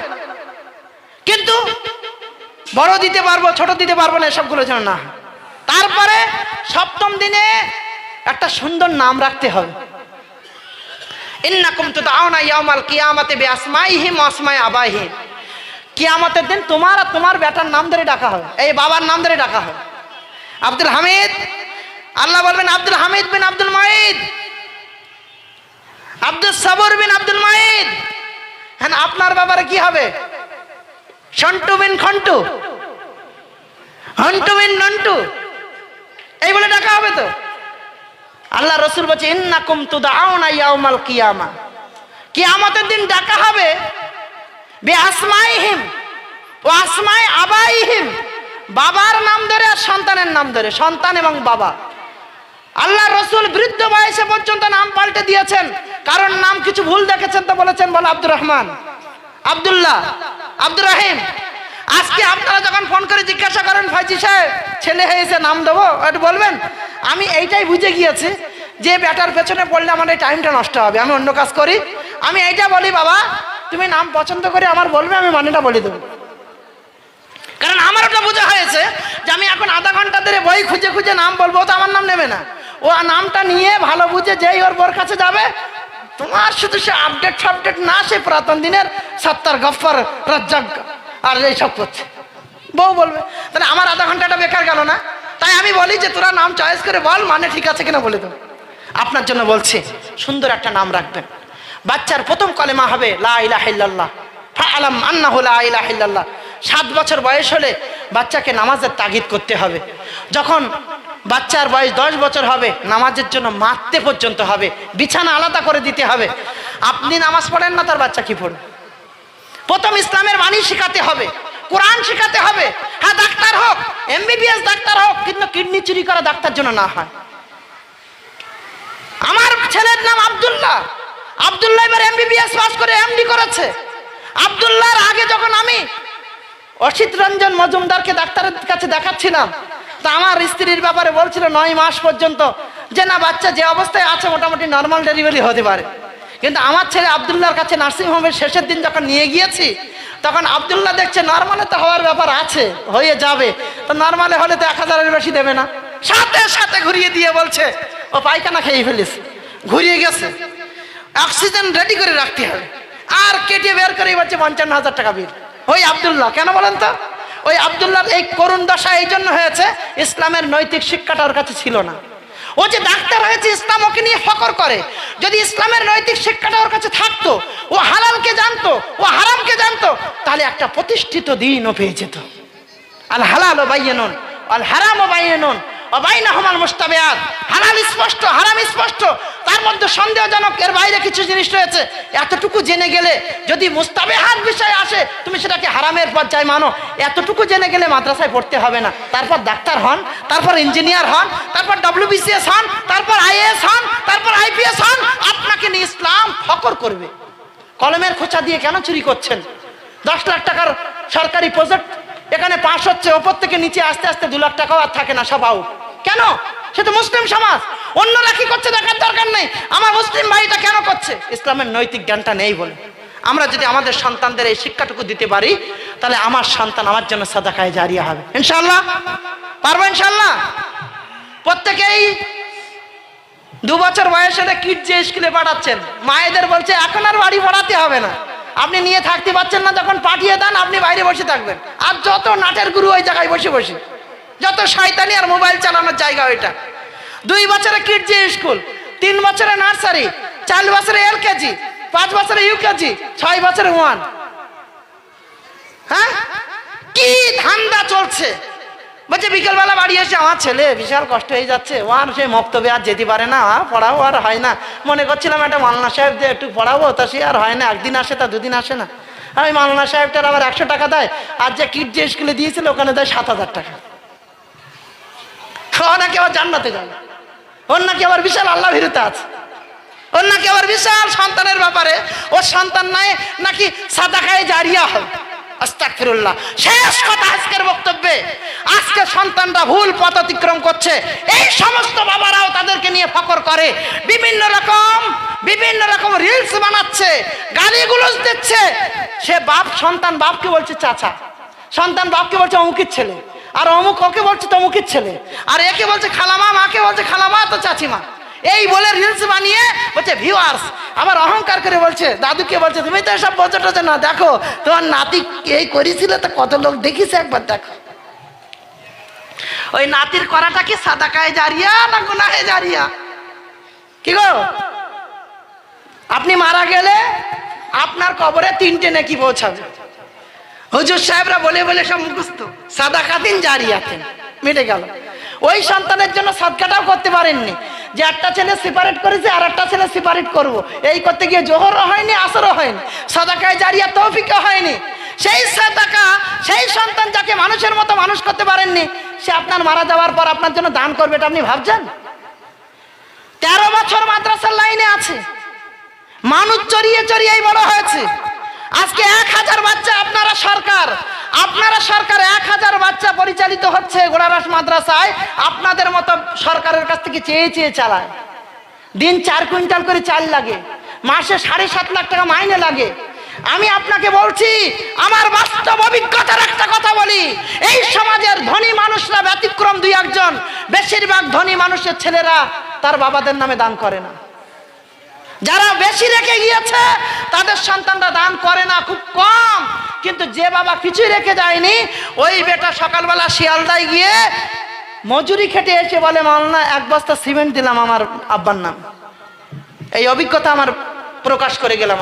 তবে হ্যাঁ, ব্যতিক্রম কিছু তো সন্তান আছে আলহামদুলিল্লাহ, তারা বাবার নামে বড় কিছু করে দিচ্ছে, ঘর করে দিচ্ছে, কিছু করে দিচ্ছে। কিন্তু বেশিরভাগটার কথা আমি বলছি, যে বাবা তার সন্তানের জন্য জোহর পড়তে পারলো না, আসর পড়তে পারলো না, সন্তানের জন্য ইবাদত করতে পারলো না, নিজে একটু দান করে যেতে পারলো না, সেই সন্তান তার জন্য যদি কিছু না করে, সে হতভাগা নয় কি? আও ইলমিন ইনতাফাবি, ওই শিক্ষা যে শিক্ষা লাভদায়ক করে, কোরআনের শিক্ষা, হাদিসের শিক্ষা, সমাজ কল্যাণের শিক্ষা, ভালো শিক্ষা, এইগুলো যদি শিখিয়ে যেতে পারেন, সব নেকি পাবেন। সর্বশেষ কথা, আও ওয়ালাদিন, বলেন আমার সঙ্গে, আও ওয়ালাদিন সালেহিন। শর্ত কি? নেক সন্তান। নেক সন্তান যদি বাবা মার জন্য দোয়া করে, শর্ত কিন্তু আল্লাহ বেঁধে দিয়েছেন। কি শর্ত? নেক সন্তান। সন্তানকে নেক করে যেতে হবে। নেক সন্তান যদি আপনার জন্য দোয়া করে, তা আপনার কবরে তার নেকি আপনি পাবেন ইনশাআল্লাহ। আমরা কি আমাদের সন্তানকে নেক করে যেতে পারবেন ইনশাআল্লাহ? সন্তানদের পাপাচারের ব্যাপারে কি আমরা সজাগ হব ইনশাআল্লাহ? আমরা ওই সমস্ত রিলসের ব্যাপারে সতর্ক হব ইনশাআল্লাহ? আমাদের ছেলেরা তো ওরা, নূহ যখন তার সন্তান বলেছিল নূহকে, আব্বা তুমি এই শুকনো ডাঙ্গি জাহাজ করছো কেন? তা বলছে আল্লাহ বলেছেন। ওসব বলিস নে, আল্লাহ হয়তো আযাব দিয়ে দেবে। বলছে তোমার আল্লাহ আযাব দেয়, আমি পাহাড়ের উপরে উঠে যাবো। হ্যাঁ, তো নূহ বলছে সব কথা বলতে নেই। কিছুক্ষণ পরে যখন বন্যা চলে আসলো, নূহ তার লোকজন নিয়ে জাহাজে উঠে গেল, পাহাড়ের উপরে উঠছে, একজন হাবুডুবু খাচ্ছে, যে বলেছিল পাহাড়ের উপরে উঠে যাব, সে পাহাড়ের উপরে হাবুডুবু খাচ্ছে। বাপ তো সন্তানকে দেখে তো একটু কষ্ট হয়, যেন একটু কষ্ট কষ্ট ভাব। আল্লাহ নূহকে বলছে, নূহ কার জন্য তুমি ডুকরাচ্ছ, কার জন্য মন খারাপ করছো? লাইসা মিন আহলিক, ও তোমার পরিবারের কেউ না। সন্তান যদি ভুল পথ অতিক্রম করে, সন্তান পরিবারের কেউ নয়, এটা মাথায় রাখতে হবে বাবা হিসাবে। আর আজকের দিনে সন্তানকে যদি মানুষের মতো মানুষ করে যেতে পারেন, সন্তানের প্রত্যেকটা কাজ আপনার জন্য সাদাকা হবে ইনশাআল্লাহ। ইনশাআল্লাহ এই বাড়িওয়ালা যে উদ্দেশ্যে সন্তানের কল্যাণে দিয়েছেন, আমি প্রত্যেকটা বাবার কাছে এটা আশা করব, প্রত্যেকটা মায়ের কাছে এটা আশা করব, এবং আল্লাহর কাছে দোয়া করবো, আল্লাহ তুমি আমাদের সকলকে, আমাদের সন্তানদেরকে আমাদের জন্য সাদাকায়ে জারিয়া হিসাবে কবুল করো, আমিন। আল্লাহ আজকের এই উপস্থিতিকে তুমি সাদাকায়ে জারিয়া হিসাবে কবুল করো, আমিন। আল্লাহ আমাদের প্রত্যেককে আল্লাহ তুমি কবুল করো, আমিন। যে বাড়িওয়ালা ভাইয়েরা এই প্রোগ্রাম সাজিয়েছেন, এই প্রোগ্রামকে তাদের জন্য কল্যাণকর করো, আমিন। তাদেরকে কবুল করো, আমিন। আজকে এখানে উপস্থিত প্রত্যেকের বাবা মা, আত্মীয় স্বজন যারা মারা গিয়েছে, তাদের ভুল ত্রুটিকে আল্লাহ তুমি ক্ষমা করো, আমিন। আল্লাহ আমাদের মধ্যে যারা ঋণগ্রস্ত, তাদের ঋণ থেকে উদ্ধার দান করো, আমিন। আমাদের মধ্যে যারা অসুস্থ, আল্লাহ তুমি তাদেরকে সুস্থতা দান করো, আমিন। আল্লাহ আমাদের প্রত্যেককে তুমি কবুল করে নাও, আমিন।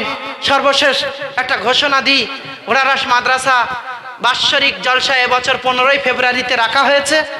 দেশ বিদেশের প্রখ্যাত ওলামা কেরামরা আসবেন, তার লিস্ট আপনারা পাবেন। এখন থেকে নিয়ত করুন, আর ওই তারিখে এই এলাকায় জলসা রাখবেন না, এই অনুরোধ দেখে আমার বক্তব্য শেষ করছি। আসসালামু আলাইকুম। আমরা সর্বশেষ মজলিস ভাঙার দোয়া পড়ি, সুবহানাকা আল্লাহুম্মা রব্বানা বিহামদিকা আশহাদু